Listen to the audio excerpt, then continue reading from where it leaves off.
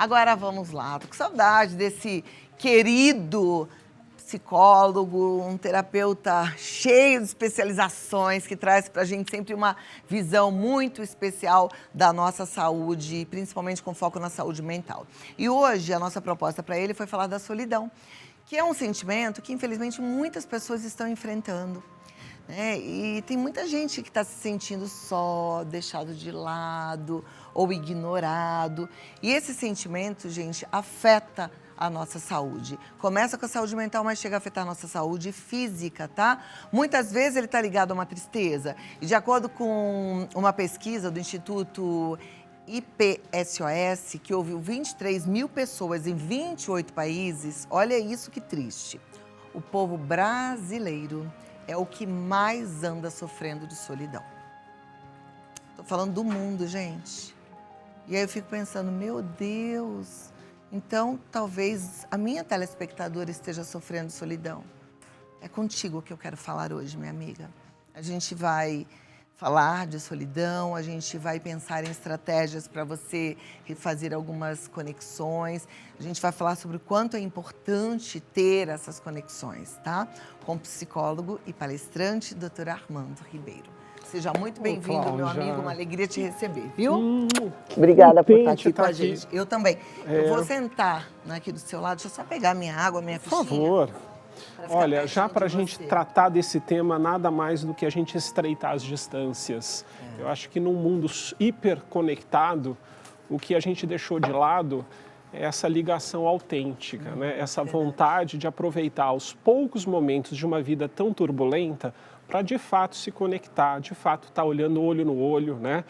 O que a tecnologia trouxe de bom, ela deixou de fora aquilo que é tão antigo e tão precioso, né?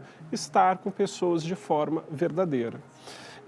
Nada mais importante do que a gente colocar alguns conceitos-chave para os nossos amigos de casa, né? Pessoas que sempre pedem assim, pede um beijo da Cláudia, você vai lá no Vida Melhor e assim, como as pessoas te amam, porque você, Cláudia, é esse ponto de conexão nessas tristezas e nessas desconexões de um mundo tão de cabeça para baixo, tá? O que é importante? Primeiro a gente separar solidão de solitude. Por quê? Segundo a Organização Mundial da Saúde, a Associação Americana de Psicologia e de Psiquiatria, consideram a solidão como uma epidemia global. Ou seja, num mundo hiperconectado, cada vez mais as pessoas estão solitárias.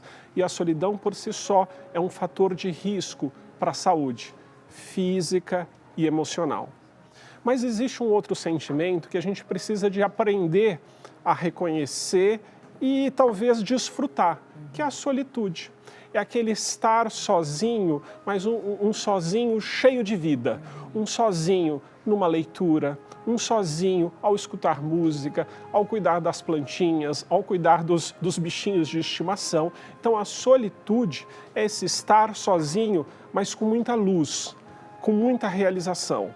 E isso a gente fala, é um momento importante. Às vezes estamos nas multidões, mas extremamente assim, solitários. E esta solidão, onde a gente não quer estar deste jeito, é que faz mal à saúde, tá? E que precisa de ser encarado como, por exemplo, os maus hábitos do fumar, do sedentarismo. A solidão ela se torna um fator de risco, porque ela inflama as nossas células.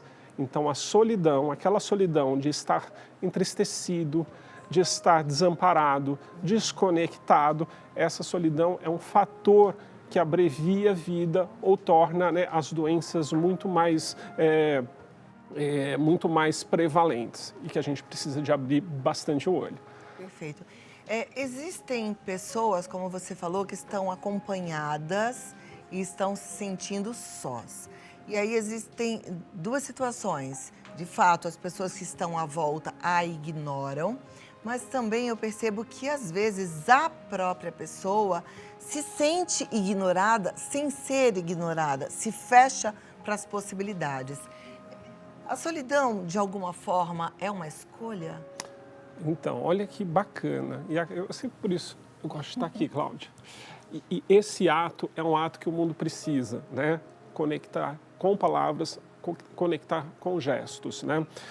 A solidão, na verdade, é um dos conceitos, é um dos campos de estudo da psicologia, da psiquiatria, de maior profundidade. Por quê? Porque você tem muitas possibilidades.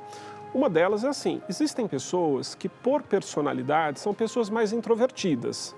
E isso não é um problema de saúde. Como você tem os extrovertidos, você tem aquelas pessoas que curtem melhor aquele momento mais sozinhas. Não precisamos de mexer. A ideia de que estamos cada vez mais em mundos, em aldeias globais, cheias de gente, mas que a gente não consegue essa conexão autêntica, verdadeira, sincera. O mesmo fenômeno das redes sociais, que você tem milhares de seguidores e muitas vezes você não tem ninguém para compartilhar, né? Ouvir uma música juntos, trocar ideias sobre a vida, sobre a existência, faz com que a gente pense que a solidão, ela pode ser resultado de uma construção, então uma construção, aprendizagens que você teve desde casa. Então nós temos modelos que servem muitas vezes como esse parâmetro.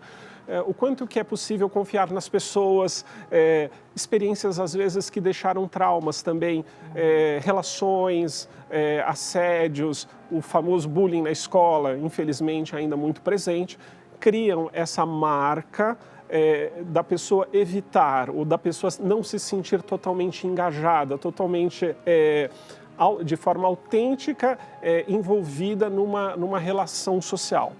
Então você tem particularidades de cada um de nós.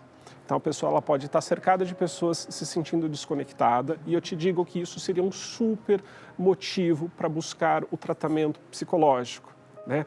Quando a pessoa cercada, às vezes, de pais, mães, amigos, e não vê nenhum ponto de contato, às vezes a chavinha que falta é uma chavinha interna de cada um de nós e que precisa de ser revisto isso dentro de um trabalho psicoterapêutico.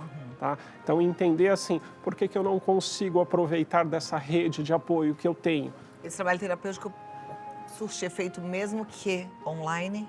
Mesmo que online. Até de sair de casa. E hoje eu digo que o online pode ser o primeiro passo para uma pessoa que está há muito tempo nesta forma de sofrimento. Né? E o online, né, terapeutas antigos olham com aquele olhar meio assim, o que é isso? Mas a gente faz o bom uso da tecnologia, alcançando pessoas que muitas vezes teriam uma dificuldade maior de sair. Então, se você está cercado de pessoas verdadeiras, autênticas, que querem trocar e crescer com você e não se sente ligado a elas, o primeiro passo é reconhecer que isso é uma necessidade e tentar descobrir, né, ir atrás dessa grande pergunta. O que falta nessas relações? O que eu não consigo trocar com o outro? Uma outra questão importante, não é por estarmos cercados de pessoa que, na verdade, as relações estão verdadeiras. Infelizmente, a gente vive num mundo complexo, com muitos conflitos de interesse acontecendo a todo momento. E é importante a gente perceber que estar com muitas pessoas nem sempre significa estar conectado a todas elas. Né? Então, o grande número, às vezes, tem pouco significado. Tanto que você tem muitas pesquisas que mostram que amizades verdadeiras são poucas. A gente tem colegas, a gente tem pessoas que a gente deseja muito bem e com muito carinho, mas são pessoas que, assim, vão servir para certas atividades, um trabalho, um esporte, um passeio, mas não são aquelas pessoas que a gente vai dar a abertura para esse nosso mundo interno. Então, para essas pessoas, no geral, é um número bem limitado. E parece que faz sentido ser assim. Né? Ao mesmo tempo que a solitude ainda falta uma compreensão maior das pessoas perceberem que não é porque você está sozinho que você não pode se tornar um grande amigo de si mesmo. Muitas vezes é nesse momento de solitude que a gente vai se autoconhecer, que a gente vai perceber qual é o nosso propósito, o que a gente tem de missão aqui nesta vida, nesta existência, né? Através da autoleitura, da compreensão, do autocuidado. Então, assim, a solitude é algo que precisa de ser cultivado. Tem pessoas que, ao contrário dos solitários, elas evitam estar em situações sozinhas. A solidão perturba, como se fosse quase uma fobia. E aí a pessoa ela vive emendando uma atividade atrás da outra, sem gerar relações com significado, com importância. Então a gente fala sempre que o caminho do meio é o mais difícil, mas o caminho onde você pode estar entre a solitude e evitar a solidão uma vez que ela possa trazer para muitos de nós esse sentimento assim de um vazio de existência. Perfeito. Eu penso que isso tudo, no fundo tem uma raiz, que é essa existência preenchida, que na verdade eu chamo de felicidade. Porque a pessoa, quando ela está feliz, quando ela está plena, ela consegue estar em solitude, ela consegue estar acompanhada, percebendo as relações que ela está fazendo. E o contrário também é verdadeiro. Se ela não está feliz, nada está bom. A felicidade também é uma escolha? Olha só que bacana. Para falar de felicidade, eu quero trazer uma das aprendizagens que eu tive lá na Universidade de Harvard, que é uma fonte de conhecimento, né? E eu sempre trago aqui para os meus alunos e para a grande população que bebe, né, deste conhecimento, de que o maior estudo sobre felicidade realizado no mundo é um estudo patrocinado, promovido por pesquisadores da Universidade de Harvard. Você tem um estudo com mais de 80 anos de duração, acompanhou jovens a se tornarem idosos. E dos vários fatores que foram levantados sobre saúde, bem-estar e felicidade, né, geralmente a gente recebe muitas informações, nem sempre autênticas, mas dinheiro traz felicidade, status traz felicidade. O que traz felicidade?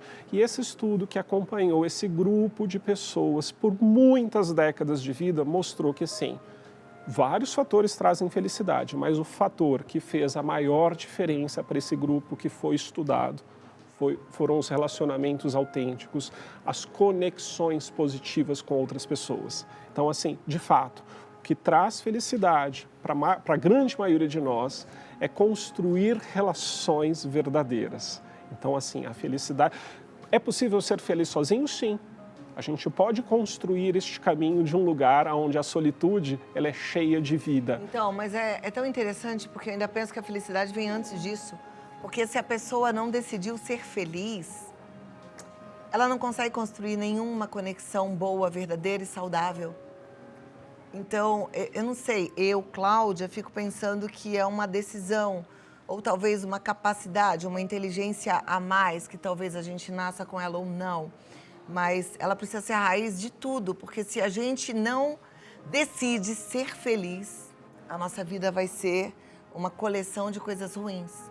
Relacionamentos ruins. E de buscas, e muitas vezes preencher esses vazios, essa infelicidade, né? De uma forma a remediar. Eu penso assim, a fé, ela traz pra gente esse senso de felicidade, traz pra gente essa plenitude, né? Eu gosto muito, inclusive, daquele versículo que fala que a gente, com Cristo, experimenta a paz que excede todo entendimento, porque é plenitude, né? E que, na verdade, é decisão. A gente decide ter fé, a gente decide viver são de uma outra atitudes forma. Essenciais para a construção de uma vida com profundidade. Embora a gente tenha muita informação nos cercando o tempo todo, isso não significa que nos tornamos mais sábios. E a sabedoria vem da decisão de você assumir determinadas atitudes. Então, por exemplo, a construção da felicidade, para muitos filósofos, vem de uma decisão do cultivo de algumas virtudes, como a sabedoria, como os relacionamentos, como o bem-querer, como a gratidão. Hoje a gente fala, por exemplo, quem está se sentindo sozinho em casa, como que a gente pode mudar esta situação? Que decisão, né, é importante para a gente começar a mudar agora? Tá? Primeiro, agradecer aquilo que você já tem. E agradecer aquilo que já tem é assim: você recebeu um bom dia do seu vizinho, do seu parceiro, do seu cachorrinho. Você recebeu esta alegria, né, que a vida nos presenteia todo dia. Tá? Primeira coisa, a gente tem que mudar essa estação mental, né, da reclamação, essa estação mental, né, de que se não é perfeito, não é bom, de reconhecer que muitas vezes a imperfeição é a nossa marca na vida, né? E que a gente tem que aprender a agradecer. A gratidão... Eu falei agora há pouco, né? É assim, eu olhar o copo, tá vazio. Não, tá quase cheio. É olhar pelo lado bom das coisas. É cultivar uma mente, que hoje se fala muito da importância da mentalidade, mindset.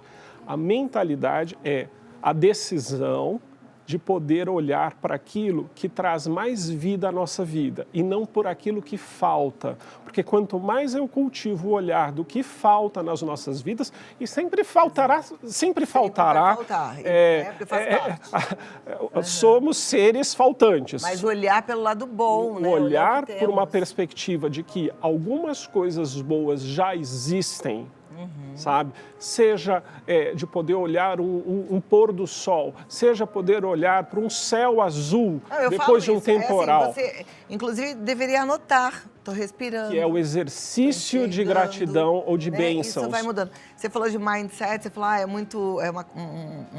algo novo, né, que tem sido muito falado, mas isso é muito antigo. É muito antigo. Quando a gente olha, eu gosto muito das referências bíblicas, quando a gente olha para a Bíblia, tem um versículo que diz, não vos conformeis com este mundo, mas renovai pela renovação da vossa mente. Ou seja, é a gente mudar o jeito de pensar, mudar o jeito de olhar para a vida. Mudar o né? jeito de pensar muda tudo. Muda tudo. Muda e tudo. penso que por isso também que a gente tem mais de 350 citações sobre gratidão, em tudo dai graças.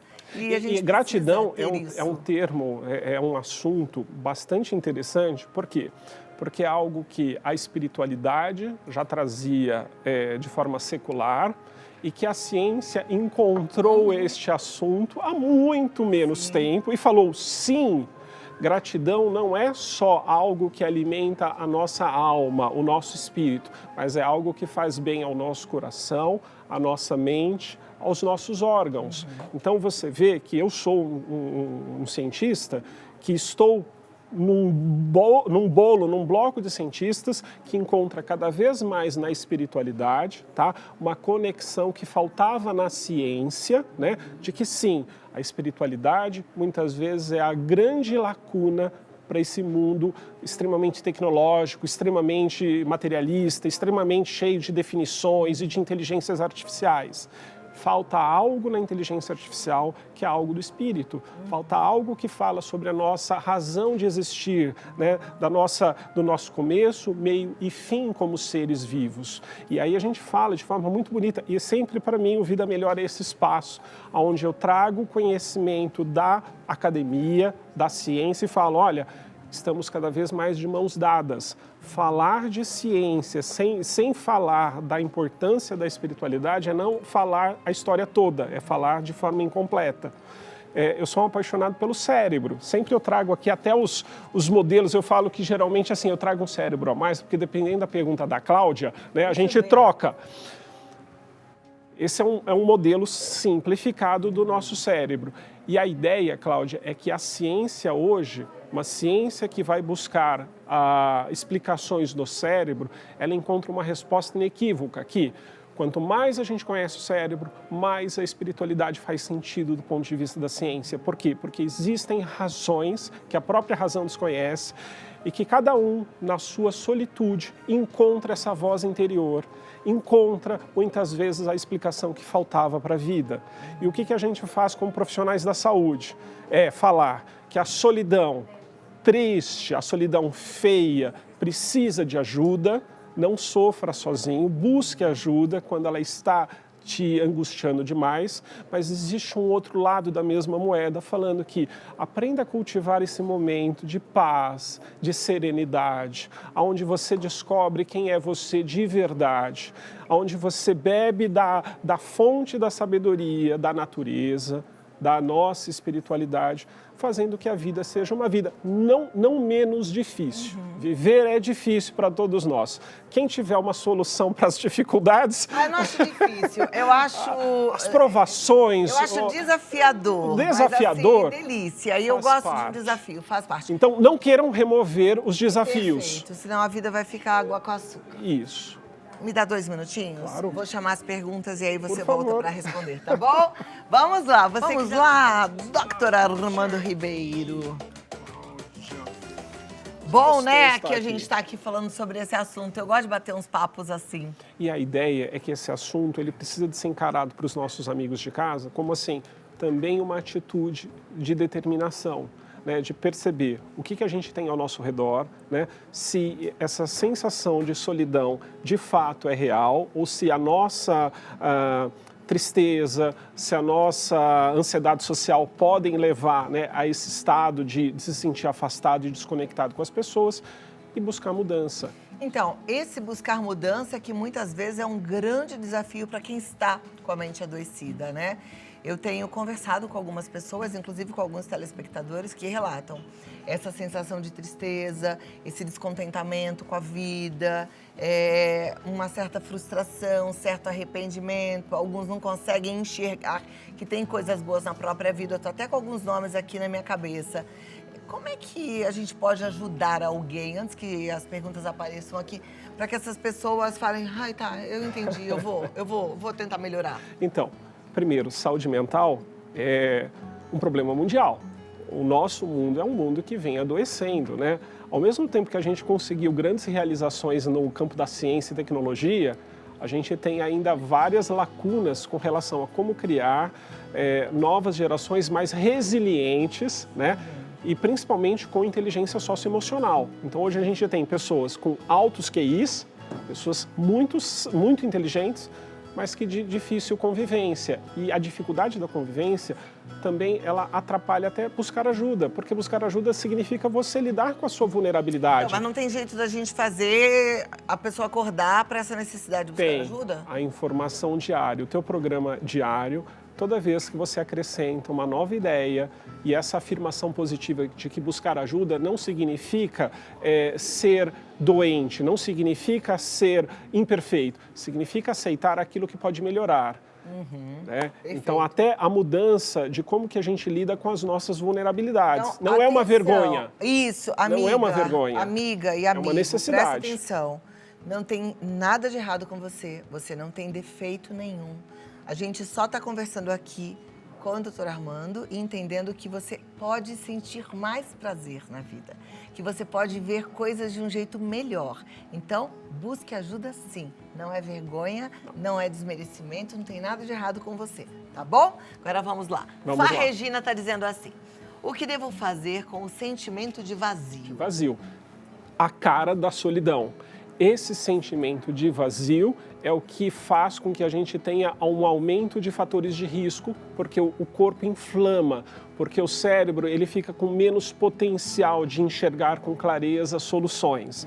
O sentimento de vazio não pode ser abraçado. O sentimento de vazio ele tem que ser acolhido, a gente não pode negá-lo, a gente não pode não olhar para ele, mas a gente não pode se submeter e ficar neste lugar. Mudar é uma escolha, e a escolha começa a aceitar de que é um sentimento que não é da natureza humana, né? Como seres sociais, só faz sentido uma vida compartilhada, tá? Seja com a família, seja com amigos, relacionamentos, e às vezes eu falo, começa pela vizinhança, se às vezes dentro de casa está mais difícil por histórias do passado, né? Desenvolva aquela gentileza com os alunos, com os colegas da academia, com os colegas da pracinha, né? A ideia de que está nas nossas mãos. A gentileza é uma graxa social muito importante para a gente não afastar as pessoas. Muitas vezes a gente vê as pessoas se afastando porque a gente mesmo não percebe que está muito espinhudo. A relação, ela está muito, a gente está com uma agressividade, a gente está com uma raiva exacerbada e isso faz com que as pessoas se afastem de nós. Por isso que o autoconhecimento traz assim, como que eu estou funcionando? Como que o outro me percebe? Eu estou sendo um bom amigo de mim mesmo? Né? Tá gostoso ficar comigo? Nem eu me suporto. Às vezes a gente vê no consultório já este nível de funcionamento que a própria pessoa não se dá conta, né? De que está vivendo muito tóxica. Né? E a ideia é assim, se autoconhece, se percebe, respeita os teus limites e para mudar o sentimento de vazio, a gente muitas vezes tem que buscar essa ajuda para ver que parafusos, que porcas, que áreas da nossa vida mental ficaram fora. Perfeito. Ele falou de conexões, né? De vizinhos, de grupos de amigos e tal. E eu penso também que procurar alimentar a sua espiritualidade de forma religiosa, né? Que são coisas diferentes, mas uma religião ajuda. que é um grupo de oração. Conexão. Que vai te Conexão. ajuda na conexão, sabe? De repente estar ali num grupo de mulheres. Com uma atividade. Com atividades. Mas só que não é tipo ir. Assim, tem gente que Não, fala, não. Eu vou à missa e fico lá. Não, não é. Como não é estar cercado de pessoas... É fazer parte, é chegar... Com engajamento, com coração, Exato. Cláudia. Eu quero ajudar nesse projeto, eu quero estar junto. De verdade, começar, né? de verdade. O que a nossa mente, o nosso corpo não se enganam é que assim, a gente não consegue se auto-enganar quando não é autêntico. É verdade. Então, assim, se for para uma missão, se entrega de coração. Perfeito. Vamos para a próxima pergunta. Fá, beijo para você, viu, querida? Letícia diz assim, boa tarde, Cláudia, eu me sinto sozinha em casa e não saio para nada. O que devo fazer? Então, se sentir em casa sozinho pode ser já sintoma de depressão, como pode ser também assim. A gente depois da pandemia, né, essa epidemia de solidão, ela se alastrou pelo mundo todo. Então, essa ruptura, né, na vida social, nos encontros, nas atividades presenciais, ao contrário das atividades online. Então, a gente tem uma massa de pessoas que ainda não conseguiram reconstruir, reescrever a própria vida depois desse afastamento social, que foi assim, a gente não pode esquecer que ainda somos todos afetados por esses momentos mais críticos. Então a ideia é assim, será que não está na hora de checar como que está essa saúde emocional? Se a gente tem hoje, né, preconiza-se aquele check-up anual, que você faz um estudo do coração, dos teus níveis de colesterol, como que está a nossa cabeça? A gente passa a vida inteira sem examinar se a nossa sanidade, se a nossa saúde, se o nosso bem-estar emocional, eles estão em dia. Neste mundo complexo, cada vez mais, assim, enxergar a terapia como uma boa prática de saúde, como é ir no dentista, como é ir no seu ginecologista, como a gente precisa para sobreviver às mudanças do século XXI. De novo, eu vou te perguntar, por exemplo, pegando o gancho da Letícia, que diz que não consegue sair de casa para nada. Online ajudaria? Online ajudaria a pessoa a juntar a energia necessária para abrir pequenas brechas dentro desse estado de solidão. Então, muitas vezes eu falo, o que a gente via como um mal necessário, hoje a gente cada vez mais enxerga que o online, ele leva a terapia, a possibilidade da terapia para longas distâncias e para pessoas que estão sem a energia necessária. Então, respondendo a ela e muitos outros, porque infelizmente falamos bastante, acho que foi bom, mas o tempo acabou. O tempo acabou? Mas a gente deixou mensagens. Eu acho que as mensagens importantes foram deixadas. Eu acho que a gente tem que falar mais sobre esse assunto, falar mais sobre essa questão existencial que envolve a nossa felicidade, a nossa plenitude, sem dúvida, né? Mas eu acho que, assim, o recado para todos, respondendo à pergunta da Letícia, que ela falou, o que devo fazer? Você acha que, então, o primeiro passo é buscar ajuda na terapia? Buscar ajuda na terapia. Tá? Não existe um remédio para a gente anular essa solidão. A solidão é uma construção de cada um de nós.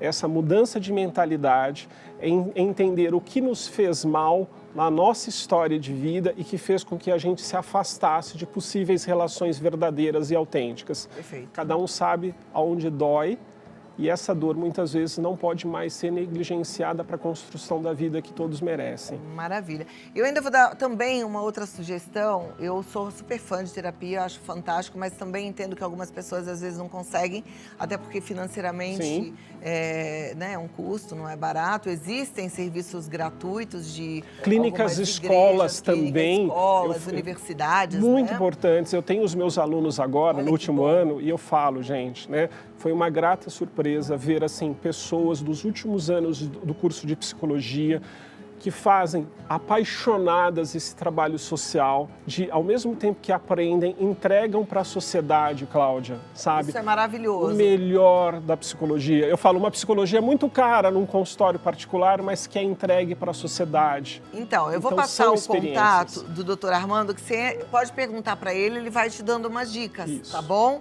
Que é o Armando R, que é de Ribeiro, NN. Isso, é o Instagram. Tá? Armando RNN. NN de quê? É o meu sobrenome completo, Neves Neto. Armando RNN, tá lá no Instagram. E a outra dica que eu ia deixar é que tem os grupos de apoio gratuitos. Inclusive, daqui a pouquinho eu vou receber a turma de Amor Exigente, que a gente fala assim muito de dependência química, mas na verdade trata de qualidade de vida. Sim. E que qualquer pessoa pode e deve participar e não paga absolutamente nada. E como tem os grupos de partilha que são pequenos, ali também dá para fazer novas conexões. Fundamental. Né? Eu sou muito Jeito fã. tem, o que não pode é ficar parado. Não pode, a gente não foi feito para viver sozinho, né? Ô, Cláudio. Obrigada. Obrigado. E até a próxima. Espero, você, viu? Tá? Espero também. Ó,